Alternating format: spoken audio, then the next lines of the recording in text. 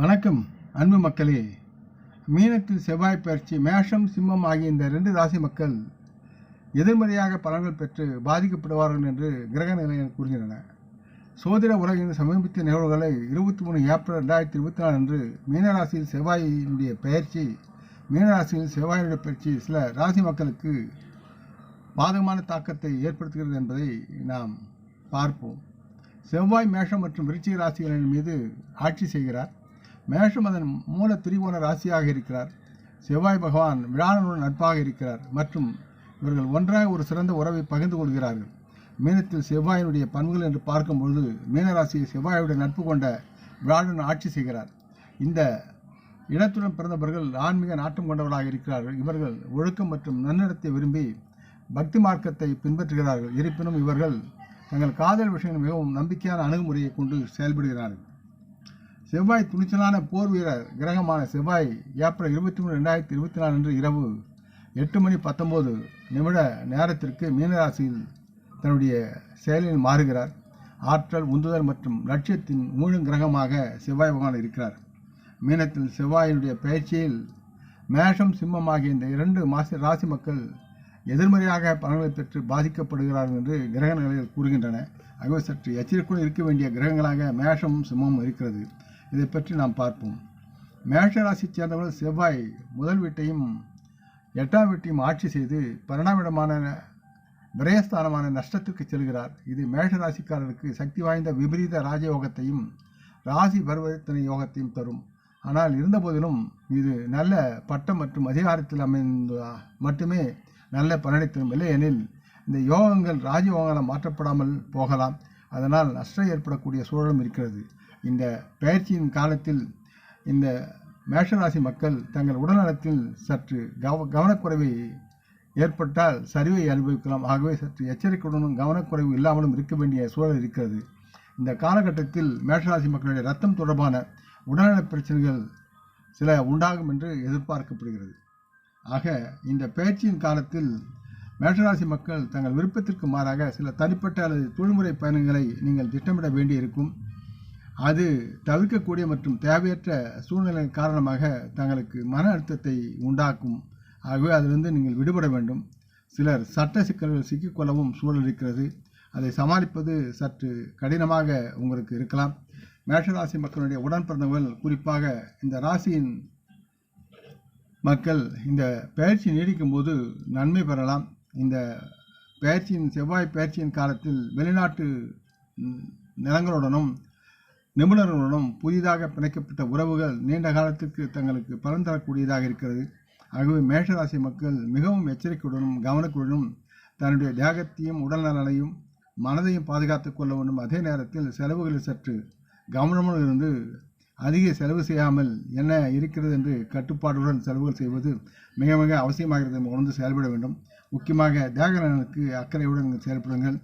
தினம் செய்யக்கூடிய நடைப்பயிற்சி, யோகா, அடுத்தது உணவு வழக்கத்துக்கு மாறாக எடுக்காமல் எப்பொழுதும் எடுக்கக்கூடிய சாத்வீக உணவுகளை எடுத்து தங்களுடைய தேகத்தை பராமரிக்க வேண்டும் என்று மேஷராசி மக்களுக்கு கேட்டுக்கொள்கிறேன். அடுத்து சிம்மராசி மக்கள் செவ்வாய் 4ஆம் வீட்டிற்கும் 9ஆம் வீட்டிற்கும் அதிபதியாகி இப்போது 8ஆம் வீட்டுக்கு மாறுகிறார். அது ஆயுள் ஸ்தானமாக இருக்கிறது. அது மறைவு ஸ்தானமும் ஆகும். இந்த பயிற்சி சிம்மராசியை சேர்ந்தவர்களுக்கு தேக நலன் சார்ந்த பிரச்சனைகள் தரக்கூடும். இந்த காலகட்டத்தில் உங்கள் தந்தையின் ஆரோக்கியம் குறையக்கூடும். காரணம் என்னவென்றால் இந்த காலகட்டத்தில் இரத்தம் தொடர்பான உடல்நல பிரச்சனைகள் மிகவும் உங்களுக்கு சாத்தியமாகக்கூடிய சூழல் இருக்கிறது. சிறிதளவு நோய் அறிகுறிகள் உங்களுக்கு வந்தாலும் அதை கவனமுடன் பரிசீலித்து உடனே மருத்துவரை அணுகி அதற்குண்டான சிகிச்சையை எடுப்பதற்குண்டான முயற்சி செய்யுங்கள். மற்றும் முடிந்தவரை தேகநல சார்ந்து எச்சரிக்கையாக இருங்கள். இந்த காலகட்டத்தில் எதிர்பாராத தொழில் லாபங்கள் உங்களுக்கு கிடைக்கும். இந்த நேரத்தில் சிலருக்கு காயங்கள், விபத்துக்கள் ஏற்படக்கூடிய சூழலும் இருக்கிறது. எனவே வண்டி வாகனங்களில் செல்லும் போது மிகுந்த கவனமுடன் வாகனம் ஓட்டவும். இந்த காலகட்டத்தில் உங்கள் மாமியாருடன் சிறிய பிரச்சனைகள் ஏற்படலாம். ஆகவே எதையும் பிரச்சனை ஏற்படாமல் இருப்பதற்கு உண்டான பணிவான பழகும் தன்மையுள்ள பேச்சுக்களை பேசி நலமுடன் வாழ கேட்டுக்கொள்கிறேன். ஒரு சுத்தமான உணவை நீங்கள் உண்பதற்கு பராமரிக்க முயற்சி செய்யுங்கள். உணவின் வழக்கத்தை மாற்றாதீர்கள். சாத்தியமான உணவுகளை உண்டு உங்களுடைய தேக நலனை பராமரிங்கள். மற்றும் உங்கள் தினசரி விதிமுறைகளில் வழக்கமான உடல் செயல்பாடுகளை ஊக்குவிக்கவும். மன அமைதிக்காக தியானம், யோகா, உடற்பயிற்சி முக்கியமானவற்றை செய்து உங்களுடைய தேகத்தையும் மனதையும் செயல்படுங்கள். முக்கியமாக நீங்கள் எடுத்துக்கொள்ளும் உணவில் அக்கறை கொண்டு செயல்படுங்கள். பழையதையும் தேவையற்ற மாமிச உணவுகளையும் சாப்பிட்டு உங்கள் உடலை கெடுத்துக்கொள்ள வேண்டாம் என்றும் கேட்டுக்கொள்கிறேன். அடுத்ததாக மீனத்தில் பாதக செவ்வாய்க்கு உரிய பரிகாரங்கள் என்று நாம் பார்க்கும்போது ஒவ்வொரு செவ்வாய்க்கிழமையும் அனுமரை தொழுவதும் அல்லது முருகரை வணங்குவதும் மிகவும் நன்மையாக இருக்கும்.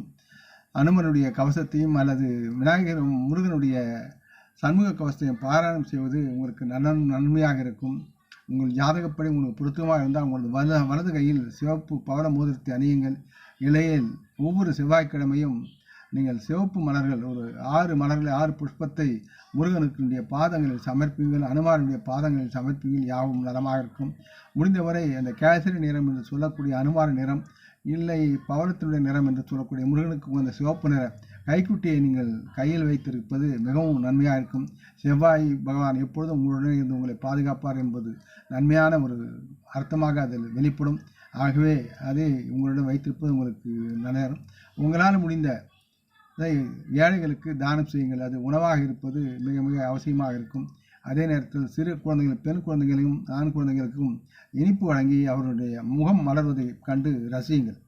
பொதுவாக மீனத்தில் செவ்வாய் மற்றும் உலகளாவிய தாக்கங்கள் என்று பார்க்கும்போது அரசு மற்றும் அரசியல் வாழ்க்கையில் செவ்வாய் வியாழனின் அடையாளமான மீனத்தில் மாறுகிறது. மேலும் வியாழன் பெரும்பாலும் கிரகங்களின் அமைச்சரவை அமைச்சர் என்று அழைக்கப்படுகிறார். எனவே இந்த போக்குவரத்து அரசாங்கத்திற்கும் அதன் முயற்சிகளுக்கும் ஆதரவாக இருக்கும். மேலும் அரசாங்கம் தனது அதிகாரத்தையும் தர்க்கத்தையும் தக்க வைத்துக் கொள்ளும் போது கொஞ்சம் ஆக்ரோஷமாகவே நடந்து கொள்ளும். இந்திய அரசாங்கத்தின் செய்தி தொடர்பாளர்களும் முக்கிய பதவிகளில் உள்ள மற்ற அரசியல்வாதிகளும் தங்கள் சிந்தனையுடன் கூடிய செயல்களை எடுத்து நடைமுறையில் திட்டமிட்டு செயல்படுத்துவார்கள். அரசு அதிகாரிகள் தங்கள் செயல்களையும் திட்டங்களையும் அவசரமாக, அதே நேரத்தில் மிகவும் புத்திசாலித்தனமாக பகுப்பாய்வு செய்வதை காணலாம். எதிர்காலத்திற்கான தீவிர திட்டமிடல் அரசாங்கத்தின் தரப்பில் காணப்படும். இந்த காலகட்டத்தில் இந்திய அரசின் செயல்பாடுகள் மற்றும் கொள்கைகள் அதிக அளவில் பொதுமக்களை ஈர்க்கும். மக்கள் தொகையில் பெரும் பகுதியினருக்கு பல்வேறு துறைகள் சார்ந்த மருத்துவம், இயந்திரவியல் போன்றவற்றில் ஒன்றாக உதவும் திட்டங்களை அரசாங்கம் இப்பொழுது தீவிரமாக செயல்படுத்தி மக்கள் நன்மை பெற வழிவகுப்பார்கள். நமது தலைவர்கள் பார்ப்பதற்கு ஆக்ரோஷமான ஆனால் சிந்தனைமிக்க மற்றும் புத்திசலித்தமான நடவடிக்கைகளை எடுப்பதை நாம் காணலாம். அதனால் மக்களுக்கும் நாட்டிற்கும் நன்மை விளையும். பொறியியல் மற்றும் ஆராய்ச்சி என்று பார்க்கும்போது மீனத்தில் செவ்வாயின் பொறியியல் மற்றும் கனரக இயந்திர வேலைகளில் ஆராய்ச்சி ஆதரிக்கிறார். எனவே MNCயின் ஆராய்ச்சி பொறியாளர்கள் இந்த செவ்வாய் போக்குவரத்தின் போது பெரிதும் பயனடைவார்கள். மீனராசியில் செவ்வாயை சஞ்சரிப்பது ஆராய்ச்சி மற்றும் மேம்பாட்டுத் துறைகளுக்கு நன்மை வைக்கும். இந்த பயணத்தின் போது ஆராய்ச்சியாளர்கள் மற்றும் விஞ்ஞானிகள் பெரிதும் பயனடைவார்கள். மருத்துவம் மற்றும் பிற துறைகளை சார்ந்தவற்றை பார்க்கும்போது மருத்துவத்துறை பணிபுரிபவர்கள் இந்த பயிற்சியின் போது செழித்து ஓங்குவார்கள். மருத்துவம் மற்றும் செவிலியர் துறையும் மக்களுக்கு பயன் தரும் சில வளர்ச்சியை காணக்கூடிய சூழல் இருக்கிறது. தகவல் தொழில்நுட்பத்துறை, மென்பொருள் துறையினர் ஓரளவுக்கு லாபமடைவார்கள். மீனத்தில் செவ்வாயினுடைய சஞ்சாரம் போது யோகா பயிற்றுவிப்பவர்கள், உடல்நல பயிற்சியாளர்கள் போன்றவர்கள் நலமுடன் செழித்து ஓங்குவார்கள். மீனத்தில் செவ்வாய் பயிற்சி பங்கு சந்தையின் கணிப்புகள் என்று பார்க்கும்போது செவ்வாய் ராசிக்கு மாறுவதால் ரசாயன உரத் தொழில், தேயிலை தொழில், காஃபி தொழில், எஃகு தொழில், இண்டால்கோ, உல்லன் மில்ஸ் போன்ற துறைகள் வளர்ச்சி அடையும் என எதிர்பார்க்கப்படுகிறது. மீனத்தில் இந்த செவ்வாய் சஞ்சாரத்துக்கு பிறகு மருந்து தொழில்கள் நன்றாக இருக்கும்.